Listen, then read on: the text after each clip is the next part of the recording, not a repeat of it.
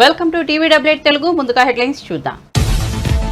యూపీలో విషాదం. శివారాధన కార్యక్రమంలో తొక్కిసలాట జరిగి 27 మంది మృతి. హత్రాస్ జిల్లాలో ఆధ్యాత్మిక కార్యక్రమంపై మృత్యు పంజా. తొక్కిసలాటలో ప్రాణాలు కోల్పోయిన భక్తులు. మృతుల్లో 23 మంది మహిళలు, ఒక చిన్నారి.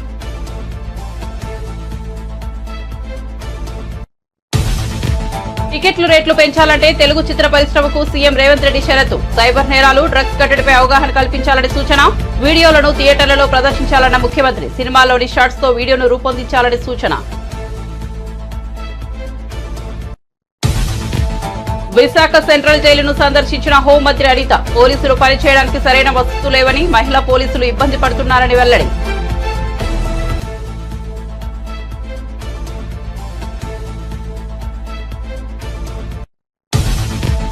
ఎమ్మెల్సీ అభ్యర్థులుగా నామినేషన్ దాఖలు చేసిన హరిప్రసాద్, సి రామచంద్రయ్య పాత్రికేయుడిగా ప్రయాణం మొదలుపెట్టి నాకు ఎమ్మెల్సీగా అవకాశం ఇచ్చిన అధినేత పవన్ కళ్యాణ్ కి రుణపడి ఉంటానన్న హరిప్రసాద్.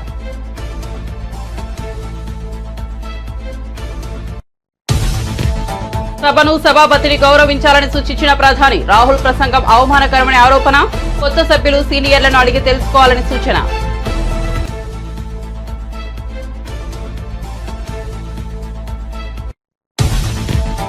ఏపీలో 30,000 మంది అమ్మాయిల మిస్సింగ్. ఓ బాలిక జమ్మూలో ఉన్నట్లు తెలిసిందన్న పవన్ కళ్యాణ్. అదృశ్యమే 24 గంటలు గడిస్తే ఆ అమ్మాయి విషయం మర్చిపోవాల్సిందేనని వెల్లడి. పోలీసులు కూడా ఒక్కోసారి నిస్సహాయంగా మారిపోతుంటారని వ్యాఖ్యలు. ఈడీ విచారణకు బీఆర్ఎస్ ఎమ్మెల్యే గూడెం మహిపాల్ రెడ్డి. బషీర్బాగ్లోని ఈడీ కార్యాలయంలో మహిపాల్ రెడ్డిని విచారించిన అధికారులు. స్టేట్మెంట్ రికార్డు అనంతరం ఈడీ ఆఫీస్ నుంచి వెళ్లిపోయిన బీఆర్ఎస్ ఎమ్మెల్యే. ఇటీవల మహిపాల్ రెడ్డి ఇంట్లో ఈడీ అధికారుల సోదాలు. పల్లెలను ఎందుకు గాలికి వదిలేశారు? రేవంత్ సర్కార్ను నిలదీసిన హరీష్ రావు. కాంగ్రెస్ ప్రభుత్వంలో పాలన అస్తవ్యస్తంగా తయారైందన్న సిద్దిపేట ఎమ్మెల్యే.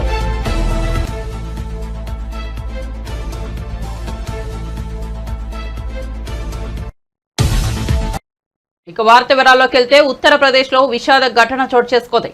హత్రాస్ జిల్లాలోని రతీబాన్పూర్ లో జరిగిన శివారాధన కార్యక్రమంలో తొక్కిసలాట జరిగి 27 మంది మృత్యువాత పడ్డారు. మృతుల్లో 23 మంది మహిళలు, 3 చిన్నారులు ఉన్నారు. 15 మందికి పైగా గాయపడ్డారు. క్షతగాత్రులను ఏటా ఆసుపత్రికి తరలించారు. కాగా మృతుల సంఖ్య పెరిగే అవకాశం ఉందని అధికార వర్గాలు భావిస్తున్నాయి. ఈ ఘటన గురించి తెలిసిన వెంటనే యూపీ సీఎం యోగి ఆదిత్యనాథ్ అధికారులను అప్రమత్తం చేశారు. వెంటనే సంఘటనా స్థలానికి చేరుకుని సహాయక చర్యలు చేపట్టాలని ఆదేశించారు. గాయపడిన వారు త్వరగా కోలుకోవాలని కోరుకుంటున్నట్లు సీఎం ఆదిత్యనాథ్ ఓ ప్రకటనలో తెలిపారు. క్షతగాత్రులకు మెరుగైన వైద్యం అందేలా చూడాలని అధికారులకు స్పష్టం చేశారు. అంతేకాదు, హత్రాస్ ఘటనపై సమాచారం అందిన వెంటనే సీఎం ఆదిత్యనాథ్ 2 మంత్రులను, డీజీపీని సంఘటనా స్థలానికి పంపించారు. ఈ ఘటనపై విచారణ జరిపేందుకు Agra additional DGP, Aligarh police కమిషనర్లతో ఓ కమిటీని నియమించారు. రాష్ట్రంలో ఫ్రెండ్లీ పోలీసింగ్ బాధితులకు మాత్రమే, నేరగాళ్లకు కాదు అని ముఖ్యమంత్రి రేవంత్ రెడ్డి స్పష్టం చేశారు. ప్రజల్లో ఆత్మస్థైర్యం నింపడం తమ ప్రభుత్వం బాధ్యత అని ఆయన పేర్కొన్నారు. కమాండ్ కంట్రోల్ సెంటర్ వద్ద తెలంగాణ యాంటీ నార్కోటిక్స్ బ్యూరోకు సంబంధించి 27 4 wheelers, 40 bikes, Telangana cyber security బ్యూరోకు 14 4 వీలర్స్, 30 బైక్లను ప్రభుత్వం అందజేసింది. ఈ కొత్త వాహనాలను సీఎం రేవంత్ రెడ్డి జెండా ఊపి ప్రారంభించారు.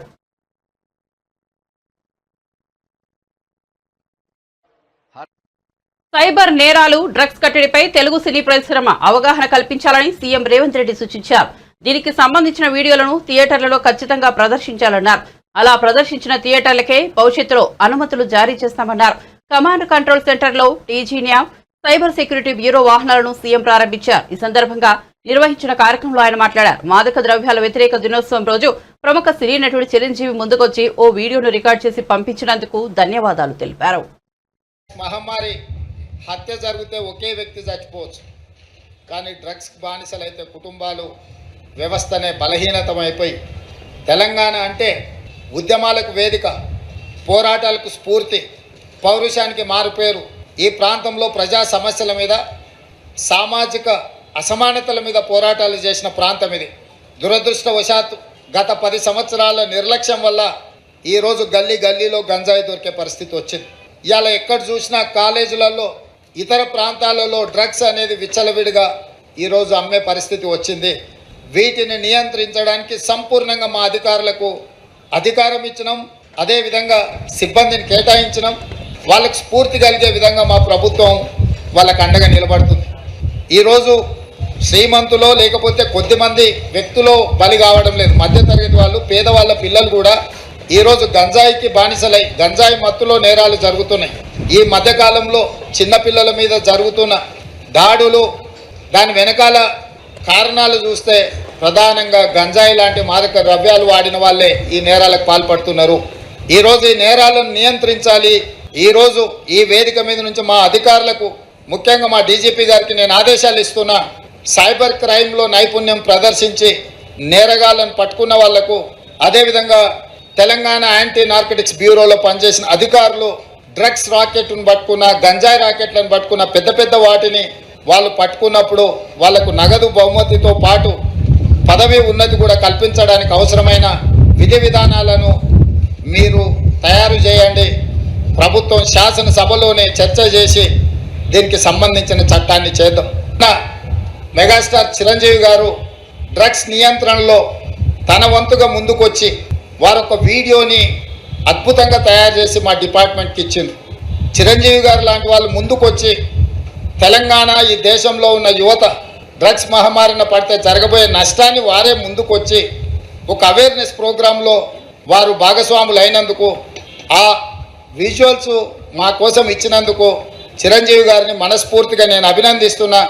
సినిమా ఇండస్ట్రీలో ఉండే ప్రముఖులకు కూడా నా సూచన, మీ కొత్త సినిమాలు రిలీజ్ అయినప్పుడు టికెట్ ధరలు పెంచుకోవడానికి జీవోల కోసం ప్రభుత్వాల దగ్గరకు వస్తున్నారు, కానీ సామాజిక సమస్య అయిన సైబర్ క్రైమ్, డ్రగ్స్ నియంత్రణలో మీరు మీ సామాజిక బాధ్యతను నెరవేర్చడం లేదు అని మా ప్రభుత్వం భావిస్తుంది.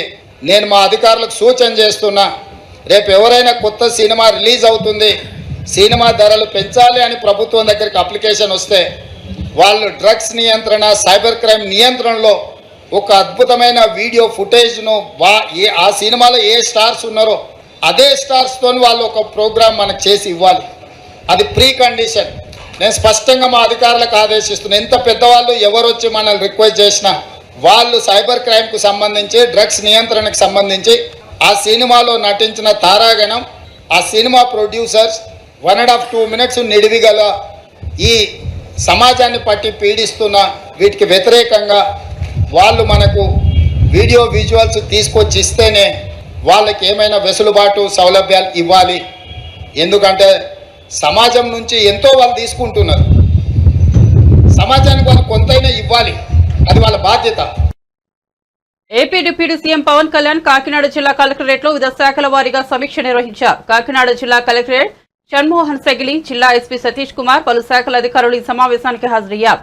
కాకినాడ జిల్లాలో ఉన్న పరిస్థితులను అధికారులు మంత్రి పవన్ కళ్యాణ్ కు వివరించారు. ఈ సమీక్ష సమావేశంలో కాకినాడ జనసేన ఎంపీ తంగెళ్ల ఉదయ్ శ్రీనివాస్, జిల్లాకు చెందిన కూటమి ఎమ్మెల్యేలు నిమ్మకాయల చినరాజప్ప, వనమాడి కొండబాబు, పంతం నానాజీ కూడా పాల్గొన్నారు. ఈ సమావేశంలో పవన్ కళ్యాణ్ మాట్లాడుతూ రాష్ట్రంలో 30,000 మంది అమ్మాయిల ఆచూకీ లేదని, వారు ఎక్కడ ఉన్నారన్నది తెలుసుకోవాలని స్పష్టం చేశారు. ఓ బాలిక జమ్మూలో ఉన్నట్లు తెలిసిందని, 9 నెలల కిందట లవ్ ట్రాప్ తో ఆ అమ్మాయిని అపహరించినట్టు తెలిసిందని వివరించారు.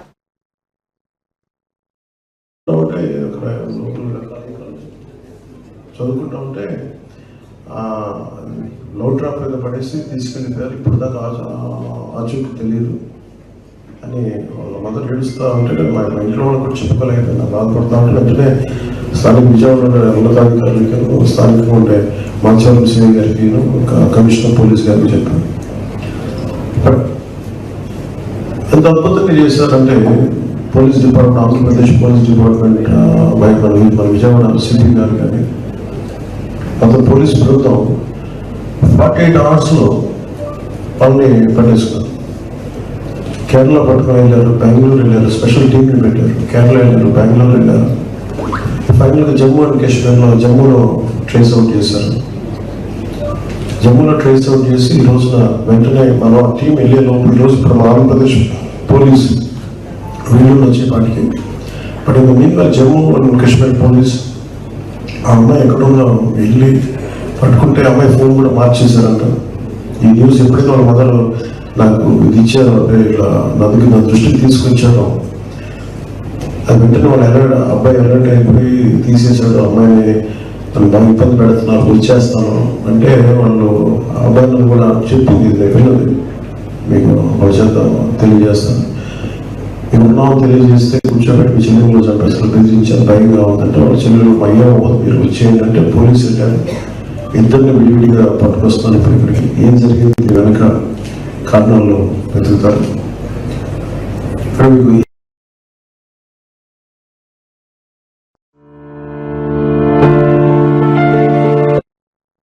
సంగారెడ్డి జిల్లా పటాన్చెరు బీఆర్ఎస్ ఎమ్మెల్యే గూడెం మహిపాల్ రెడ్డి మంగళవారం ఎన్ఫోర్స్మెంట్ డైరెక్టరేట్ విచారణకు హాజరయ్యారు. బషీర్బాగ్లోని ఈడీ కార్యాలయంలో మహిపాల్ రెడ్డిని ఈడీ అధికారులు విచారించారు. స్టేట్మెంట్ రికార్డు అనంతరం ఈడీ ఆఫీస్ నుంచి ఆయన వెళ్లిపోయారు. ఇక ఇటీవల మహిపాల్ రెడ్డి ఆయన సోదరుడు గూడెం మధుసూదన్ రెడ్డి వారి బంధువుల ఇంట్లో ఈడీ అధికారులు సోదాలు నిర్వహించిన విషయం తెలిసిందే. మొత్తం 2 రోజుల పాటు ఈ తనిఖీలు కొనసాగాయి.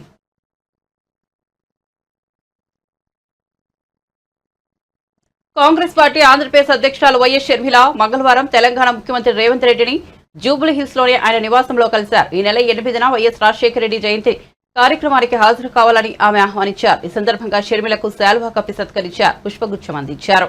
షర్మిల తర్వాత ప్రజాభవన్ లో తెలంగాణ ఉప ముఖ్యమంత్రి మల్లుబట్టి విక్రమార్కను కలిశారు. ఆయనకు కూడా జయంతి కార్యక్రమానికి ఆహ్వానించారు. జూలై 8న విజయవాడలో వైఎస్ఆర్ 75వ జయంతి వేడుకలను నిర్వహించనున్నట్లు షర్మిల తెలిపారు. ఈ వేడుకలకు ఆమె పలువురు తెలంగాణ కాంగ్రెస్ నేతలను ఆహ్వానిస్తున్నారు. మంత్రి పొన్నం ప్రభాకర్ ను కూడా ఆహ్వానించారు.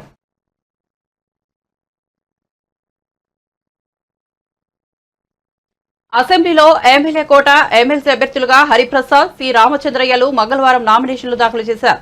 అసెంబ్లీ ఎన్నికలకు ముందు ఎమ్మెల్సీలుగా ఉన్న పి రామచంద్రయ్య, షేక్ మహమ్మద్ ఇక్బాల్ వైసీపీకి రాజీనామా చేసి టీడీపీలో చేరారు. దీంతో ఇక్బాల్ ఎమ్మెల్సీ పదవికి రాజీనామా చేయగా రామచంద్రయ్యపై అనర్హత వేటు పడింది. దీంతో ఖాళీ అయిన 2 ఎమ్మెల్సీ స్థానాలకు ఈ నెల 12న ఉప ఎన్నిక జరగనుంది. దీంతో టీడీపీ నేత రామచంద్రయ్యకు ఎన్డీఏ కూటమి మరోసారి అవకాశం కల్పించింది. జనసేన నుంచి పవన్ కళ్యాణ్ రాజకీయ కార్యదర్శిగా ఉన్న పి హరిప్రసాద్ అభ్యర్థిత్వాన్ని ఖరారు చేశారు. దీంతో వారు నామినేషన్లు దాఖలు చేశారు. ఇతర పార్టీల నుంచి నామినేషన్లు దాఖలు చేయకపోవడంతో వీరి ఎన్నిక ఏకగ్రీవం కానుంది. ఎమ్మెల్సీగా నామినేషన్ దాఖలు చేసిన అనంతరం జనసేన పార్టీ అభ్యర్థి హరిప్రసాద్ మీడియాతో మాట్లాడారు.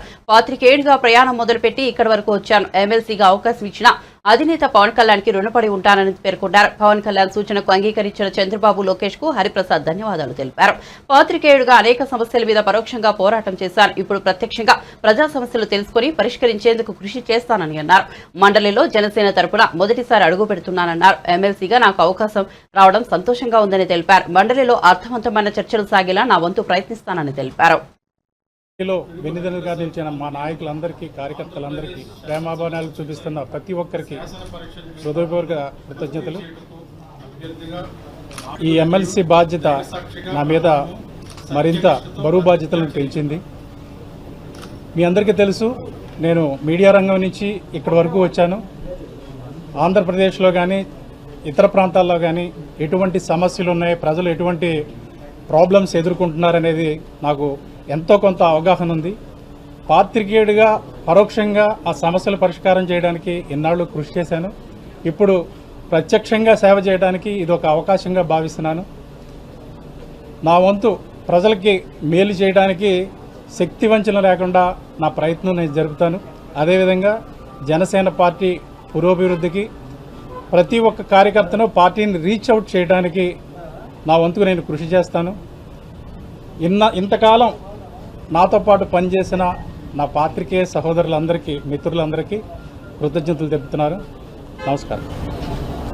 సార్ ఎమ్మెల్సీలు మీ ద్వారా జనసేన మొదటిసారి గోని కొడుతుంది, మండలిలో ప్రవేశపెడుతున్నారు. చాలా సంతోషంగా ఉందండి. ఇది హ్యాపీ మూమెంట్. బాధ్యత చెప్పాను కదా, జనసేన గాళాన్ని కౌన్సిల్ నుంచి వినిపించడానికి ఇది ఒక మంచి అవకాశంగా భావిస్తున్నారు. కౌన్సిల్లో చాలా అర్థవంతమైన చర్చలు జరుగుతాయని, ఇక్కడ అసెంబ్లీకి వచ్చి కొంచెం ఆవేశంగా చర్చలు జరుగుతాయి, అక్కడ అర్థవంతమైన చర్చలు జరుగుతాయి. అసెంబ్లీకి బ్రేక్ డౌన్ వేస్తూ ఉంటుంది కౌన్సిల్. మీ పాత్ర ఎలా ఉంటుంది? మీకు నేను చెప్పాను, పాత్రికేయుడిగా నేను చాలా కాలంగా ఈ డిబేట్స్ ఇవన్నీ అబ్జర్వ్ చేస్తున్నాను.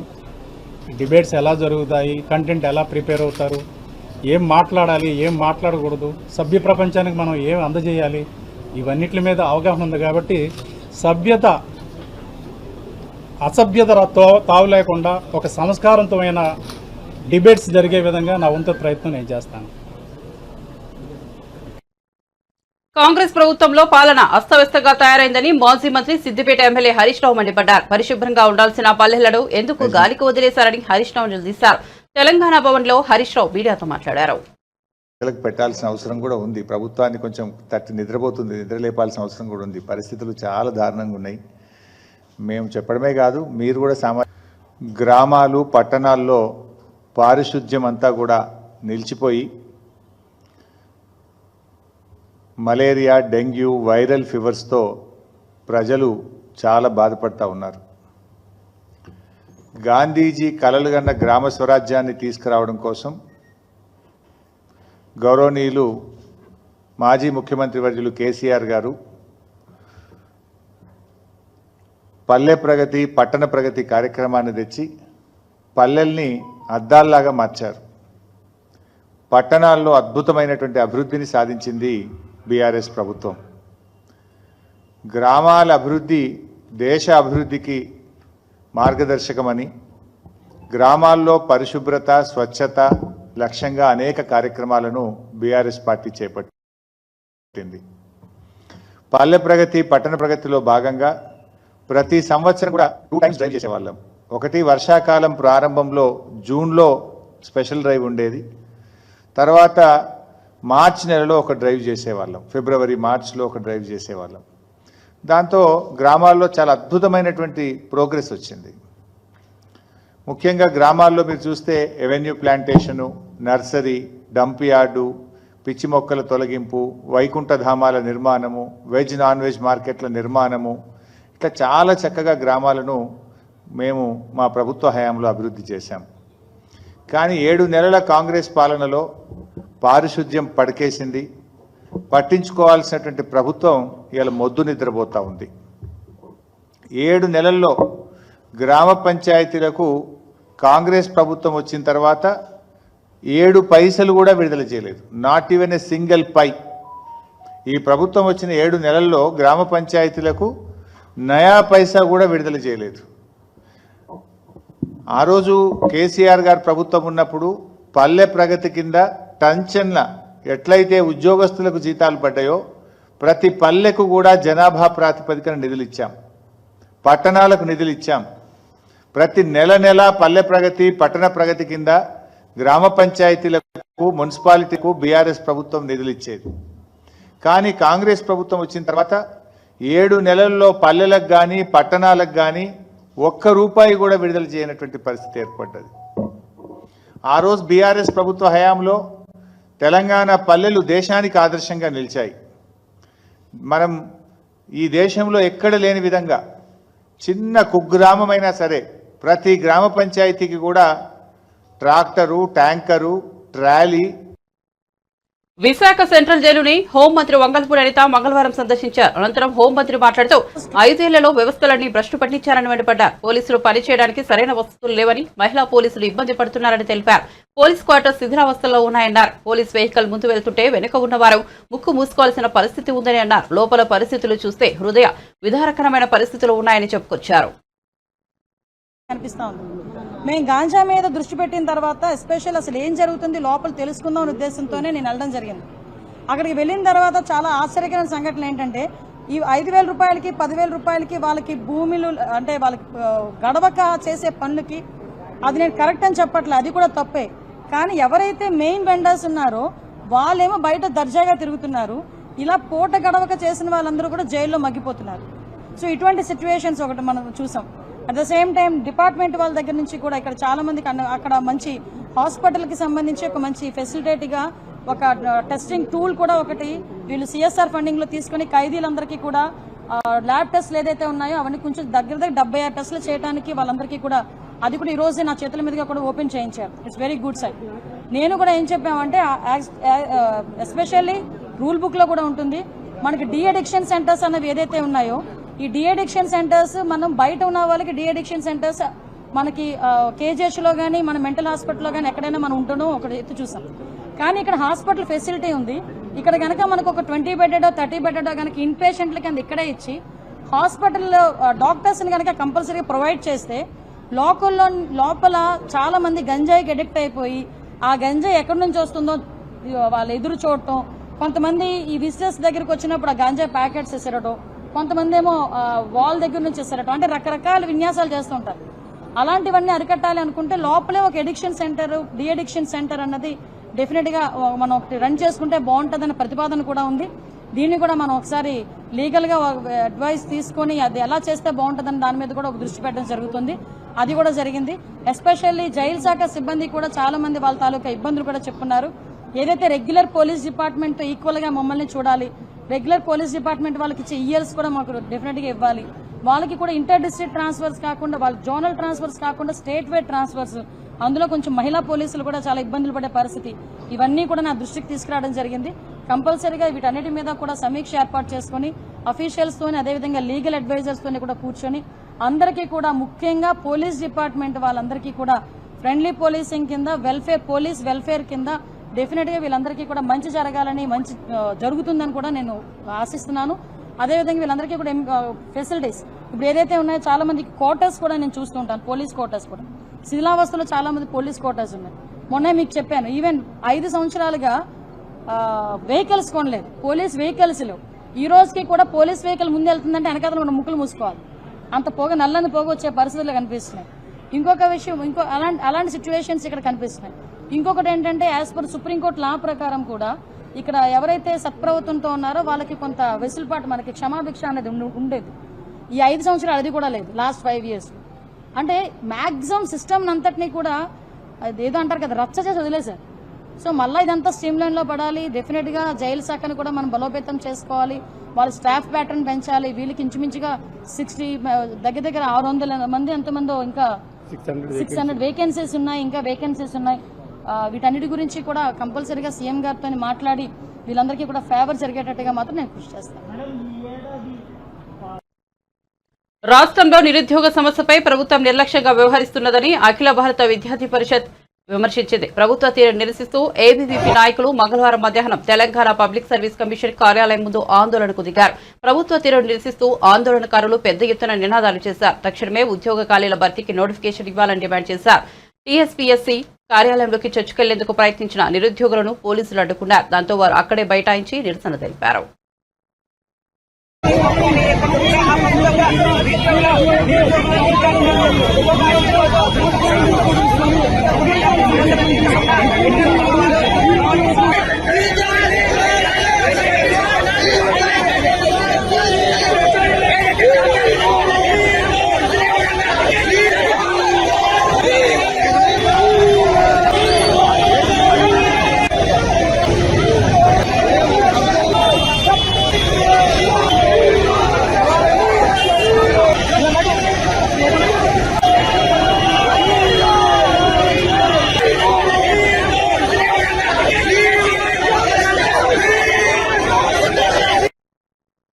పార్లమెంట్లో అడుగుపెట్టిన కొత్త సభ్యులు సభా మర్యాదను, గౌరవాన్ని కాపాడాలని ప్రధాని నరేంద్ర మోదీ సూచించారు. నియమ నిబంధనల విషయంలో సందేహాలను సీనియర్లను అడిగి నివృత్తి చేసుకోవాలని చెప్పారు. అంతేకాని రాహుల్ గాంధీలా ప్రవర్తించవద్దని సూచించారు. మంగళవారం ఎన్డీఏ పార్లమెంటరీ పార్టీ సమావేశంలో ప్రధాని నరేంద్ర మోదీ మాట్లాడారు. కూటమి సభ్యులతో సభలో ప్రవర్తించాల్సిన విధానాన్ని, చర్చించాల్సిన విషయాలను వివరించారు. లోక్సభలో సోమవారం రాహుల్ గాంధీ చేసిన ప్రసంగంపై స్పందిస్తూ సభను, సభాపతిని ప్రతిపక్ష నేత అవమానించారని విమర్శించారు. మూడోసారి ఎన్డీఏ కూటమి అధికారంలోకి రావడంతో కాంగ్రెస్ పార్టీ తట్టుకోలేకపోతోందని మోదీ ఆరోపించారు.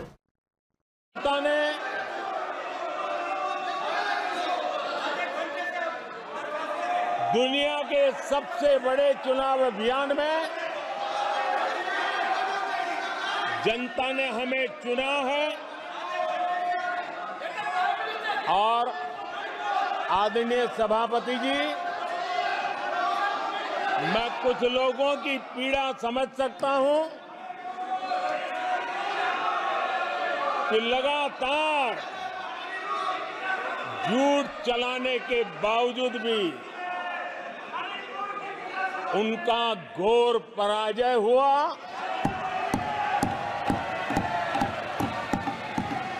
और लोकतंत्र के माननीय प्रतिपक्ष के नेता ये शोभा नहीं देता आपको, ये शोभा नहीं देता। आप सदन में डायरेक्शन दो, माननीय नेता जो बोल रहे हो जब खड़े हो, ये शोभा नहीं देता आपके लिए, ये उचित नहीं है संसदीय परंपरा का। नो के आप आने के लिए लोगों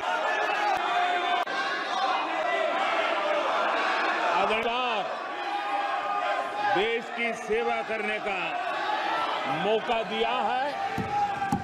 ये अपने आप में लोकतांत्रिक विश्व के लिए बहुत ही महत्वपूर्ण घटना है, बहुत ही गौरवपूर्ण బులెటిన్ ముగించే ముందు హెడ్లైన్స్ మరోసారి చూద్దాం. యూపీలో విషాదం. శివారాధన కార్యక్రమంలో తొక్కిసలాట జరిగి 27 మంది మృతి. హథ్రాస్ జిల్లాలో ఆధ్యాత్మిక కార్యక్రమంపై మృత్యు పంజ. తొక్కిసలాటలో ప్రాణాలు కోల్పోయిన భక్తులు. మృతుల్లో 23 మంది మహిళలు, ఒక చిన్నారి.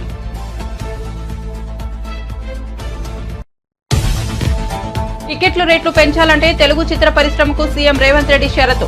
సైబర్ నేరాలు, డ్రగ్స్ కట్టడిపై అవగాహన కల్పించాలని సూచన. వీడియోలను థియేటర్లలో ప్రదర్శించాలన్న ముఖ్యమంత్రి. సినిమాలోని స్టార్స్ తో వీడియోను రూపొందించాలని సూచన. విశాఖ సెంట్రల్ జైలును సందర్శించిన హోంమంత్రి అనిత. పోలీసులు పనిచేయడానికి సరైన వసతులు లేవని, మహిళా పోలీసులు ఇబ్బంది పడుతున్నారని వెల్లడి.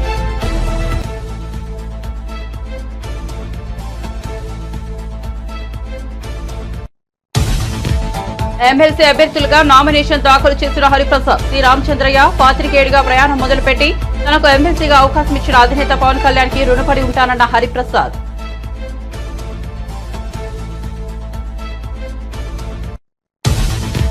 సభను సభాపతిని గౌరవించాలని సూచించిన ప్రధాని. రాహుల్ ప్రసంగం అవమానకరమైన ఆరోపణ. కొత్త సభ్యులు సీనియర్లను అడిగి తెలుసుకోవాలని సూచన.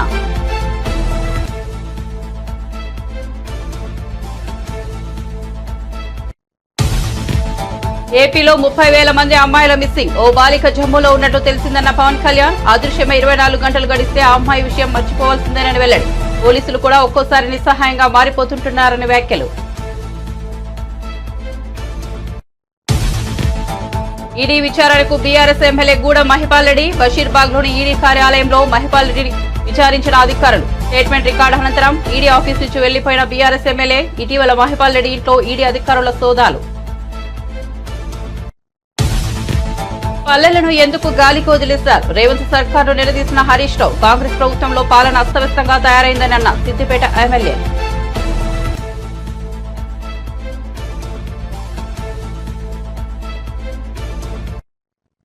మరిన్ని అప్డేట్స్ కోసం చూస్తూనే ఉండండి టీవీ 88 తెలుగు.